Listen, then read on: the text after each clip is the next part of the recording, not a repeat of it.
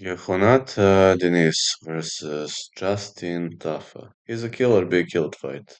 Justin Tafa is a kickboxer, same like his brother Junior Tafa, known for tremendous left hand, good leg kicks, and excellent striking. But when it comes to ground game, he might not be the best guy on this planet. On the other side, Yehonet Deniz has some shoot boxing skills, and he is also a top tier stand up guy.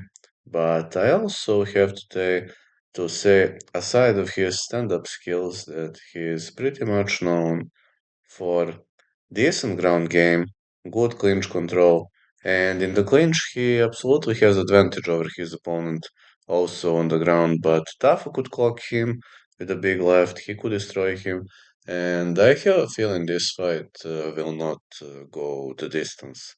If I must pick a side, I think Deniz is more well-rounded, so I'd go with Deniz, but anything could happen.